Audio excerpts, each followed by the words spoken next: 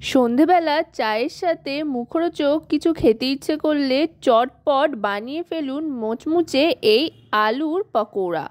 খুব সহজেই কিন্তু বানানো যায়, আর দেখুন দেখতেও কতটা লোভনীয় হয়েছে, আর দেখুন কতটা মুচমুচে, আর খেতেও কিন্তু অসাধারণ লাগে।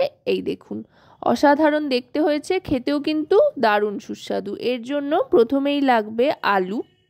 শুধুমাত্র আলু দিয়েই কিন্তু তৈরি হয়ে যায়। আলুটাকে একদম ঝিরিঝিরি করে কেটে নিতে হবে, যতদূর সম্ভব ঝিরি করে কাটা যায় ততটাই ঝিরি করে কেটে নিয়ে ভালো করে জল দিয়ে ধুয়ে জলটা যতদূর সম্ভব নিংড়ে নেওয়া যায় নিংড়ে নিয়ে একটা মিক্সিং বোলের মধ্যে নিয়ে তারপরে তার মধ্যে দিয়ে দিতে হবে চালের গুঁড়ো। এখানে 2 চামচ পরিমাণে চালের গুঁড়ো দিয়ে দিলাম, আর তারপরে দিয়ে দিচ্ছি বেসন 1.5 চামচ পরিমাণে।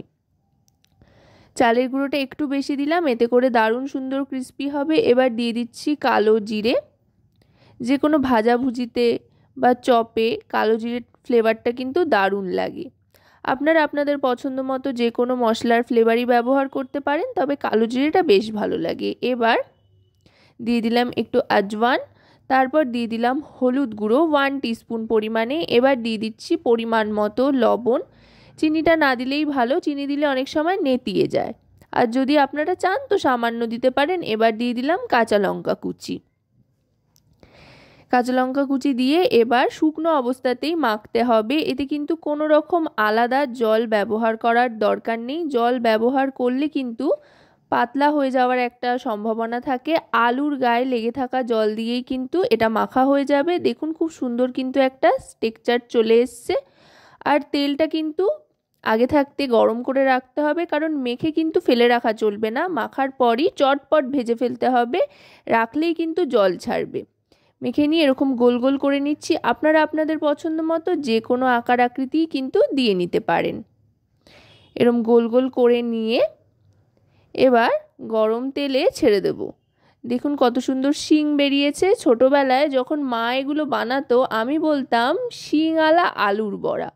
খেতে যেমন ভালো লাগে তেমনি কিন্তু দেখতেও খুব সুন্দর হয়। এই শিংগুলো ধরে ধরে খেতে দারুণ মজা লাগে। যাই হোক, আশা করব রেসিপিটি আপনাদের ভালো লাগবে। যদি রেসিপিটি আপনাদের ভালো লাগে তো অবশ্যই রান্নাবাটি চ্যানেলটিকে সাবস্ক্রাইব করে লাইক শেয়ার কমেন্টের মাধ্যমে আমাদের পাশে থাকবেন, আর পাশে থাকা বেল আইকনটি অন করে দেবেন সবার আগে সমস্ত রকম নতুন রান্নার নোটিফিকেশান পাওয়ার জন্য। আর যদি রেসিপিটি আপনারা আমাদের ফেসবুক পেজ থেকে দেখেন তো অবশ্যই রান্নাবাটি ফেসবুক পেজটিকে ফলো করার অনুরোধ রইল। আপনাদের একটা লাইক, শেয়ার, সাবস্ক্রাইব, কমেন্ট কিন্তু আমাদের অনেক অনেক উৎসাহিত করে নতুন নতুন ভিডিও তৈরির জন্য। তাই প্রচুর প্রচুর শেয়ার করুন বন্ধুবান্ধবদের সাথে, আর লাইক করে আমাদের উৎসাহিত করতে থাকুন। দেখুন এবার কিন্তু এটা ভাজতে থাকতে হবে, আর ভাজার সময় অবশ্যই কিন্তু গ্যাসের ফ্লেমটা মিডিয়াম টু লোতে রাখতে হবে। মিডিয়াম ফ্লেমে রেখে ভাজতে হবে যাতে সব দিকটা খুব সুন্দর ভাজা হয়, ভেতরটাও খুব সুন্দর নরম হয়ে যায়, আর বাইরে থেকে দারুণ সুন্দর ক্রিস্পি হয়। বেশ লালচে রং আসা পর্যন্ত কিন্তু ওলট পালট করে ভাজতে হবে। এটা গোল্ডেন কালার কিন্তু আসতে আরম্ভ করেছে, আর দারুণ সুন্দর গন্ধও ছাড়ছে। জোয়ানের একটা খুব সুন্দর ফ্লেভার আসছে। জোয়ানটা দিলে খুব সুন্দর গন্ধও ছাড়ে, আর হজমেও বেশ সুবিধা হয় ভাজাভুজির ক্ষেত্রে। ভাজা হয়ে গিয়েছে, এবার আস্তে আস্তে তুলে নিচ্ছি।